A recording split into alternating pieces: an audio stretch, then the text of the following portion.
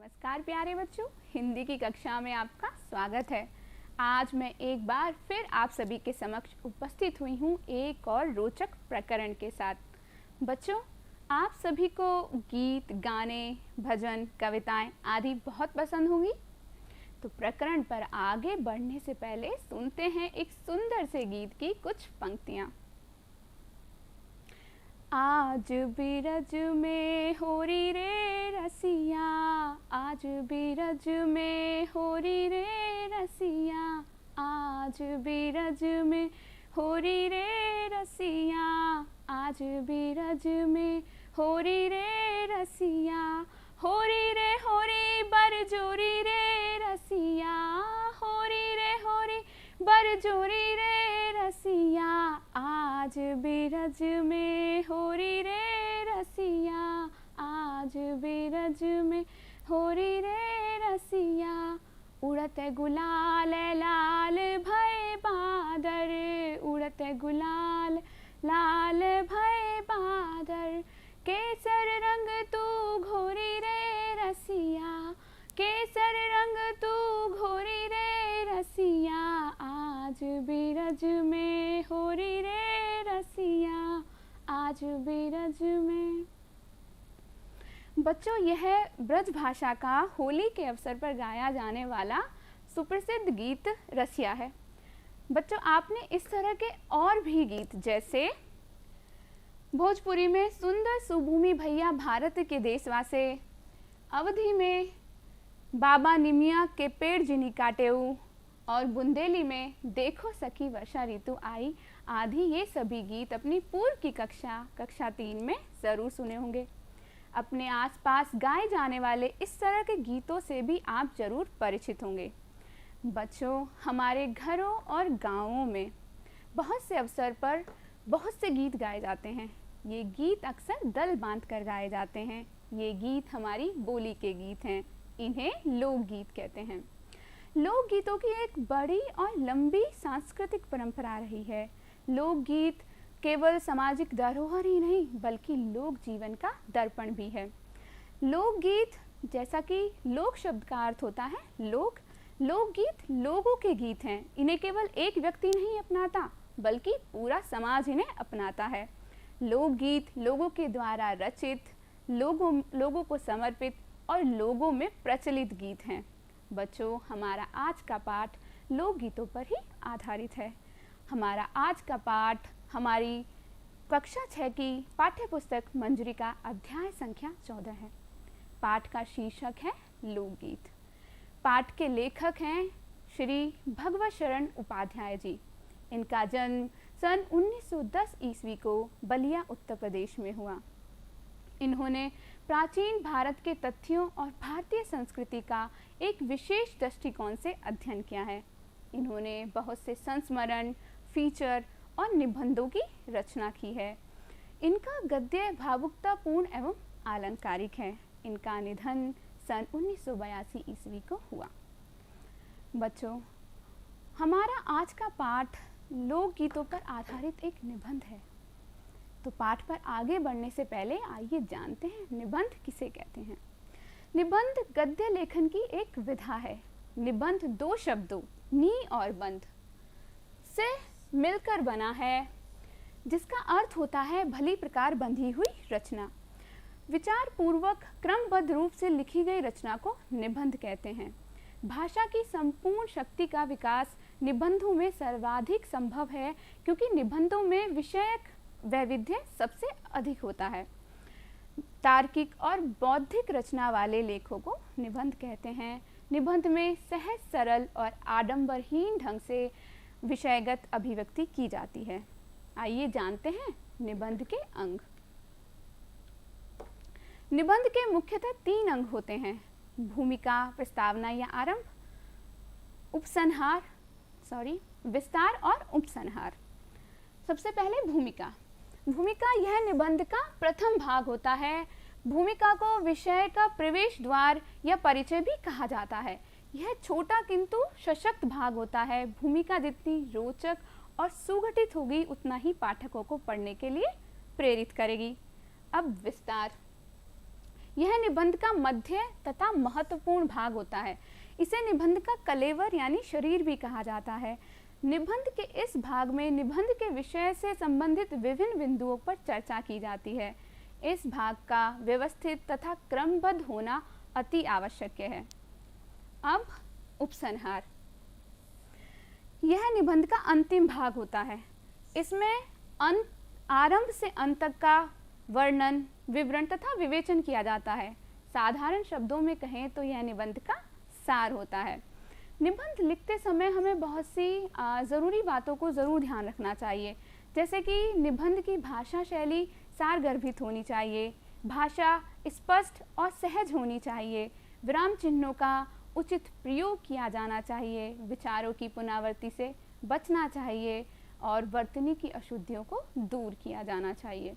अब हमने जाना निबंध किसे कहते हैं। अब चलते हैं हम अपने पाठ की ओर।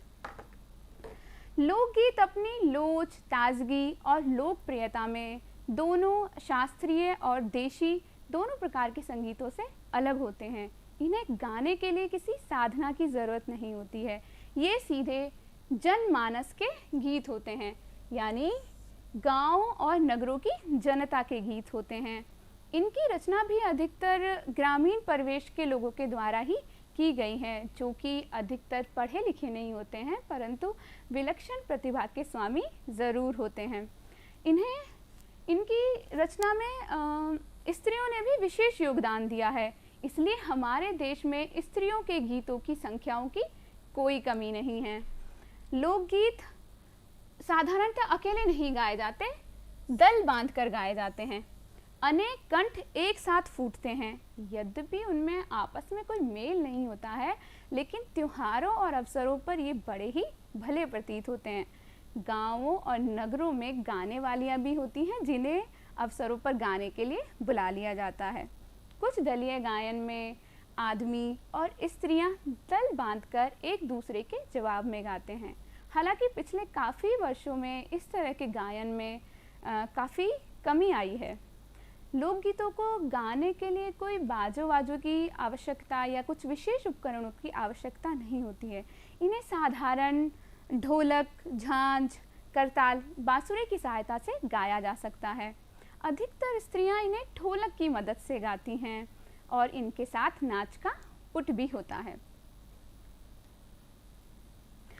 लोकगीतों के बड़े प्रकार हैं। लोकगीतों का एक प्रकार बड़ा ही ओजस्वी और सजीव है। यह है इस देश के आदिवासियों का संगीत। मध्य प्रदेश, दक्षिण छोटा नागपुर में गोंडखांड, औराव मुंड और भील संथाल आदि फैले हुए हैं, जहां जीवन अभी भी नियमों की जकड़ में न बन सका है और निर्द्वंद यानी मनमौजी रूप से लहराता है। इनके अधिकतर गीत और नृत्य साथ साथ और बड़े बड़े समूहों में गाए जाते हैं। आदमी और औरत एक दूसरे के जवाब में गाते हैं और दिशाएं गूंज उठती हैं। जिस तरह से आदिवासियों का संगीत है, उसी तरह पहाड़ी क्षेत्रों का भी अपना संगीत है। लोकगीत स्थानीय या क्षेत्रीय गीत होते हैं। अलग अलग भाषा, क्षेत्र, बोली और प्रांत के अलग अलग गीत होते हैं। उसी तरह पहाड़ी क्षेत्रों के भी अपने गीत हैं और किन्नौर, कांगड़ा, गढ़वाल, इनके अपने अपने लोकगीत हैं और इन्हें गाने की अपनी अपनी विधियां हैं। इनका अलग ही नाम पड़ गया है पहाड़ी संगीत, यानी पहाड़ी क्षेत्रों का पहाड़ी लोकगीत। वास्तविक लोकगीत देश के गांवों और देहात में हैं। इनका संबंध देहात की जनता से है। बड़ी जान होती है इनमें, इसलिए जानते हैं कुछ प्रांतों के कुछ लोकप्रिय लोकगीत।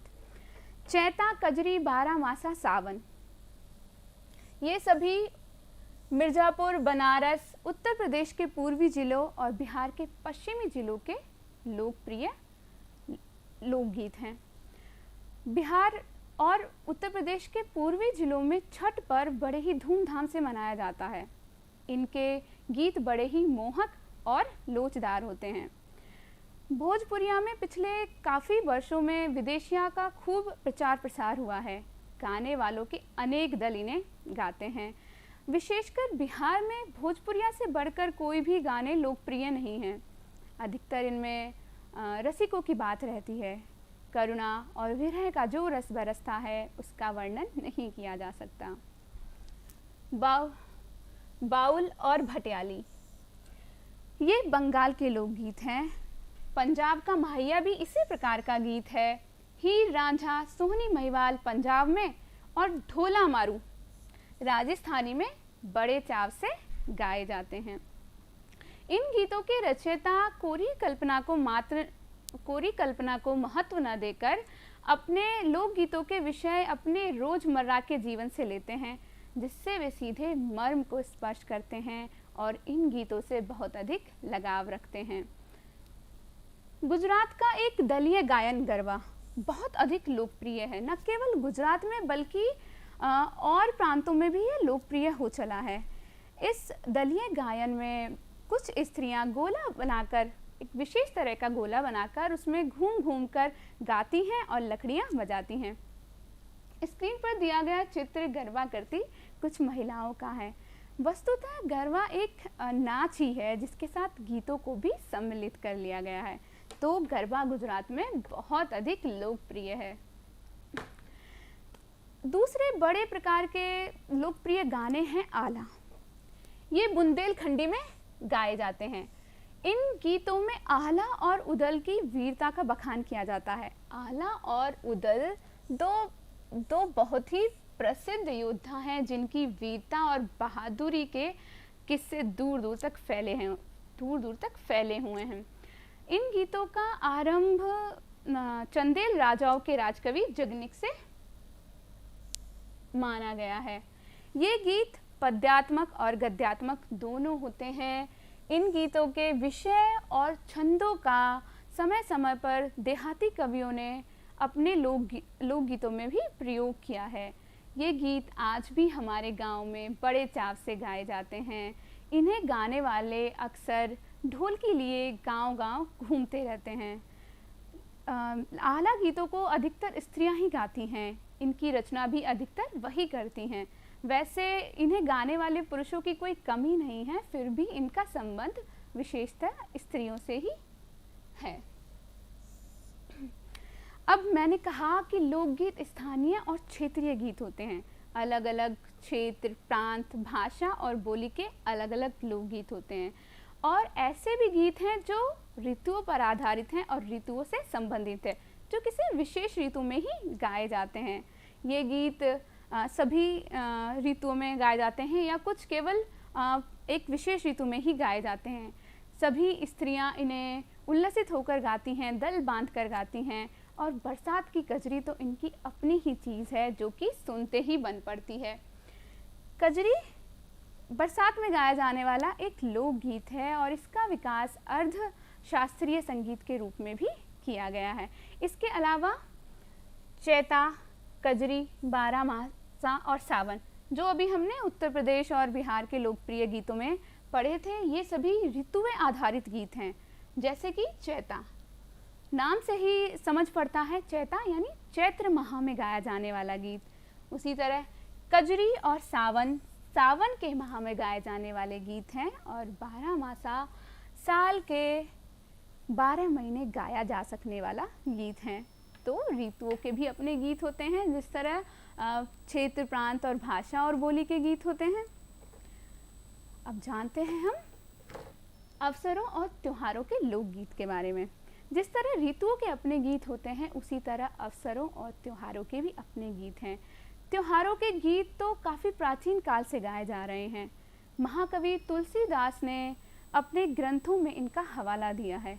त्योहार के गीत जैसे त्योहारों पर नदी में नहाते समय गाए जाने वाले गीत, नहाने जाते समय राह के लोकगीत, जैसे छठ पर्व के गीत, जैसे दिवाली के गीत, जैसे नवरात्रि के गीत, जैसे होली के गीत। होली के अवसर पर ब्रज में रसिया गीत गाया जाता है, जो मैंने आपको पाठ के आरंभ में गाकर सुनाया था। यह भी त्योहारों पर गाए जाने वाले लोकगीत का एक उदाहरण है। अभी अभी हमने पढ़ा त्योहारों के गीत, अब जानते हैं हम अवसरों के गीत। बहुत से अवसर, हमारे जीवन में बहुत से अवसर होते हैं और उन पर गाए जाने वाले विशेष गीत होते हैं, जैसे विवाह के गीत, मतकोड़ के गीत। मतकोड़ एक विवाह के समय मिट्टी खोदे जाने की रस्म होती है।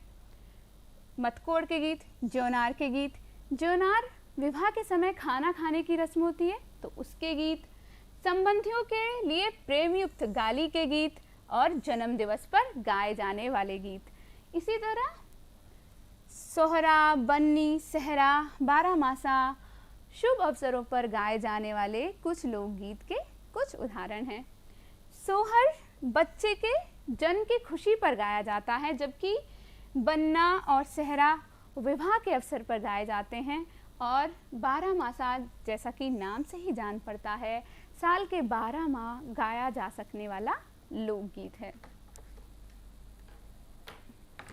गांव के लोकगीतों के अनंत प्रकार हैं। जहां जीवन इठला इठला कर लहराता है, वहां भला आनंद के स्रोतों की कमी हो सकती है। बच्चों, लोकगीत हमारी संस्कृति, हमारी भारतीय संस्कृति की विरासत हैं। लोकगीतों में लोक चेतना, सामूहिक चेतना की पुकार मिलती है। लोकगीतों में लोगों के हर्ष, विषाद, सुख, दुख, आशा और निराशा की अभिव्यक्ति होती है। लोकगीतों में हृदय का इतिहास अभिव्यक्त होता है। जैसा कि राष्ट्रपिता महात्मा गांधी ने लोकगीतों के महत्व को बताते हुए कहा है कि लोकगीतों में फसलें गाती हैं, धरती गाती हैं, नदियाँ गाती हैं, पर्वत गाते हैं। तो बच्चों, हमें लोकगीतों के महत्व को समझते हुए इसके संरक्षण और प्रसार के प्रयास करने चाहिए। लोकगीत हमारे लिए बहुत महत्वपूर्ण है। हमारी सांस्कृतिक विरासत को पीढ़ी दर पीढ़ी बताने के लिए, बढ़ाने के लिए बहुत ही ज़्यादा ज़रूरी हैं। हालांकि कुछ प्रांतीय सरकारों ने भी लोकगीतों के पुनरुद्धार में हाथ बटाया है और इस संबंध में एक विभाग भी चालू किया गया है, जो कि सार्वजनिक अधिवेशनों और पुरस्कार वितरण के माध्यम से लोकगीतों के प्रचार प्रसार में अपना सहयोग दे रहा है। चलिए तो बच्चों, अब हमने जाना लोकगीतों के बारे में, लोकगीतों के प्रकारों के बारे में, लोकगीतों के महत्व के बारे में। चलिए बच्चों, अब हमने बहुत सी बातें की लोकगीतों के बारे में, लोकगीतों के प्रकारों के बारे में और लोकगीतों के महत्व के बारे में। चलिए अब जानते हैं कुछ शब्दों के अर्थ। जो शब्द आपके लिए नए हो सकते हैं और हो सकता है आप उनके अर्थ ना जानते हो, और जब आप यह पाठ पढ़ें तो आपको पाठ पढ़ने और समझने में मुश्किल आए। तो चलिए जानते हैं कुछ शब्दों के अर्थ। पुनरुद्धार। पुनरुद्धार दो शब्दों पुनः और उद्धार से मिलकर बना है। पुनः का अर्थ होता है दोबारा या फिर से, तो जिसका फिर से उद्धार किया जाए, पुनरुद्धार। ओजस्वी का अर्थ होता है तेजवान। निर्द्वंद। निर्द्वंद भी दो शब्दों निर और द्वंद से मिलकर बना है।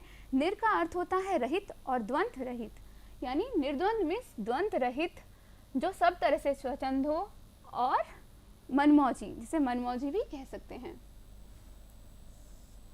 बारहमासा, जैसा कि मैंने पहले बताया, बारहमासा यानी कि साल के 12 महीने गाया जा सकने वाला एक गीत का प्रकार है, जो कि चैत्र से लेकर फाल्गुन तक के 12 महीनों का एक गीत है। उसी तरह आह्लादकर। आह्लाद का अर्थ होता है प्रसन्नता या खुशी, और कर का अर्थ होता है देने वाली या करने वाली, इसलिए आह्लादकर का अर्थ है प्रसन्नता देने वाली। सिरजती। सिरज, यह शब्द संस्कृत के शब्द सृजन से सृजन का बदला हुआ रूप है, जिसका अर्थ होता है रचना करना या बनाना। मतकौड़, विवाह के समय मिट्टी खोदने की एक रस्म। जौनार, विवाह के समय खाना खाने की रस्म। कंठ, गला। उद्दाम, निरंकुश, यानी जिस पर कोई अंकुश ना हो। तो चलिए बच्चों, अब हम कुछ बातें करते हैं भाषा की। भाषा की बात में सबसे पहले संधि। संधि दो शब्दों के मेल, सम और धी से मिलकर बना है, जिसका अर्थ होता है मेल मिलाप या जोड़। निकटवर्ती वर्णों के मेल से उत्पन्न विकार या परिवर्तन को संधि कहते हैं। संधि वर्णों में संधि करने पर स्वर, व्यंजन और विसर्ग में परिवर्तन होता है। जैसे विद्या और अर्थी दोनों मिलकर एक शब्द बनाते हैं विद्यार्थी। विद्यार्थी, जब विद्या का अंतिम अ और अर्थी का आरंभिक अ इतने समीप आ जाएं कि अनिवार्य रूप से संधि की स्थिति बन जाए, तब आ और अ मिलकर आ बनाते हैं और इस तरह विद्या और अर्थी मिलकर विद्यार्थी बनाते हैं। तो संधि क्या है? संधि एक परिवर्तन और विकार है जो कि दो वर्णों के मेल से उत्पन्न हुआ है। यानी संधि दो वर्णों के बीच होती है, शब्दों के बीच नहीं। और परिवर्तन यह भी हो सकता है कि दोनों वर्णों में परिवर्तन हो, और यह भी हो सकता है कि केवल अंतिम वर्ण में परिवर्तन हो, और यह भी हो सकता है कि केवल आरंभिक वर्ण में ही परिवर्तन हो। चलिए संधि के अन्य उदाहरण देखते हैं। विद्या प्लस आल्य दोनों मिलकर बनाते हैं विद्यालय। सत प्लस जन सज्जन, यानी ता का ज में परिवर्तन, ये क्या है? संधि। उसी तरह उत प्लस चारण उच्चारण, उसी तरह नमः प्लस ते नमस्ते। तो अब आप बच्चों जान गए होंगे संधि किसे कहते हैं। संधि मेल है दो वर्णों का, जिसके परिणाम स्वरूप एक परिवर्तन या विकार उत्पन्न होता है। चलिए अब जानते हैं संधि विच्छेद। संधि विच्छेद, संधि यानी कि जो संधि अभी हमारा मेल हुआ था, विच्छेद उसका विघटन या उसको तोड़ना ही संधि विच्छेद है। वर्णों के मेल को संधि कहा जाता है। इसके ठीक विपरीत संधि युक्त शब्द को एक से अधिक शब्दों या वर्णों में विभक्त करना संधि विच्छेद कहलाता है। यानी कि संधि क्या है? संधि युक्त शब्द को संधि से पूर्व की अवस्था में पहुंचाना ही संधि विच्छेद है। जैसे कि हमने पहले देखा कि विद्या और अर्थी ने संधि कर कर विद्यार्थी बनाया, तो अब विद्यार्थी को विद्या और अर्थी में विभक्त करना, तोड़ना ही संधि विच्छेद है। चलिए उदाहरण से समझते हैं। विद्यार्थी विद्या प्लस अर्थी, उसी तरह विद्यालय का संधि विच्छेद है विद्या और आल्य। सज्जन का संधि विच्छेद है सत और जन। उच्चारण का संधि विच्छेद है उत और चारण। और नमस्ते का संधि विच्छेद है नमः प्लस ते। शब्दों का यह विच्छेद पूर्ण रूप से नियमों के अनुकूल होना चाहिए। हम ऐसे ही अपनी मर्जी से शब्दों को विभक्त नहीं कर सकते। जिस तरह से शब्द बनते हैं उसी तरह हम उनका विभक्तिकरण कर सकते हैं। तो मुझे उम्मीद है आप समझ गए होंगे संधि और संधि विच्छेद दोनों को। अब इसी से संबंधित आपके लिए अभ्यास कार्य। पाठ में पुनरुद्धार शब्द आया है, हमने इसका अर्थ भी जाना था, जो दो शब्दों पुनः और उद्धार से मिलकर बना है। इसी आधार पर निम्नांकित शब्दों का संधि विच्छेद कीजिए। पुनः पुनरुद्धार का संधि विच्छेद था पुनः प्लस उद्धार। उसी तरह पुनरावृत्ति का संधि विच्छेद होगा पुनः प्लस आवर्ती। पुनर्जन्म का संधि विच्छेद होगा पुनः प्लस जन्म। उसी तरह पुनर्बोध, पुनरागमन और पुनरुक्ति का संधि विच्छेद आप स्वयं करेंगे। अब भाषा की बात में प्रत्यय। तो सबसे पहले हम जानते हैं कि प्रत्यय क्या होते हैं। प्रत्यय वो शब्द, शब्दांश या अक्षर होते हैं जो दूसरे शब्दों के अंत में जुड़कर अपनी प्रकृति के अनुसार शब्दों के अर्थ में परिवर्तन ला देते हैं। तो प्रत्यय क्या है? शब्दांश या अक्षर हैं जो कहाँ जुड़ते हैं? दूसरे शब्दों के अंत में। जैसे ता, इक, अक्कड़, आस, आउ, ये सभी प्रत्यय हैं और ये दूसरे शब्दों के अंत में जुड़कर नए शब्दों की रचना करते हैं या उन शब्दों के अर्थ में परिवर्तन ला देते हैं।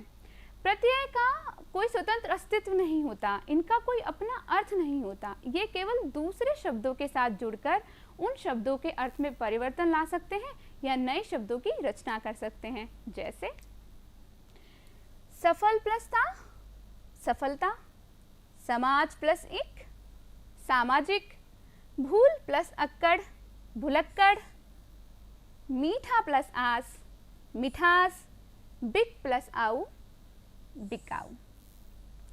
देखते हैं प्रत्यय के अन्य उदाहरण और देखते हैं कि किस प्रकार यह दूसरे शब्दों के साथ जुड़कर नए शब्दों की रचना करते हैं। ई, इला, आलू, आहट, ईय, वान, मान, वाला, ये सभी प्रत्यय हैं। तो सबसे पहले हम ई प्रत्यय को देखते हैं। ई प्रत्यय शब्दों के अंत में जुड़कर टोप प्लस ई टोपी, कोठर प्लस ई कोठरी, उसी तरह से टोकन प्लस ई टोकनी, ढोलकी, मंडली, टोकरी, पहाड़ी इसके अन्य उदाहरण हैं। अब देखते हैं इला प्रत्यय को। रस प्लस ईला रसीला, चमक प्लस ईला चमकीला, भड़क प्लस ईला भड़कीला, इसी तरह रंगीला, सजीला, जहरीला इसके अन्य उदाहरण हैं। अब देखते हैं आलू। आलू प्रत्यय के उदाहरण हैं दयालु, श्रद्धालु। आहट प्रत्यय युक्त शब्द घबराहट, झल्लाहट, चिकनाहट। उसी तरह ईय प्रत्यय युक्त शब्द वांछनीय, अनुकरणीय, भारतीय, रमणीय। वान प्रत्ययुक्त शब्द गुणवान, रूपवान, बलवान और विद्वान। मान प्रत्यय युक्त शब्द बुद्धिमान, शक्तिमान, गतिमान और आयुष्मान। और लास्ट वाला प्रत्यय युक्त शब्द डेरे वाला, दिल्ली वाला, बनारस वाला, चाय वाला। तो मुझे उम्मीद है कि बच्चों आपको प्रत्यय क्या होते हैं और इनकी सार्थकता क्या है आप समझ गए होंगे।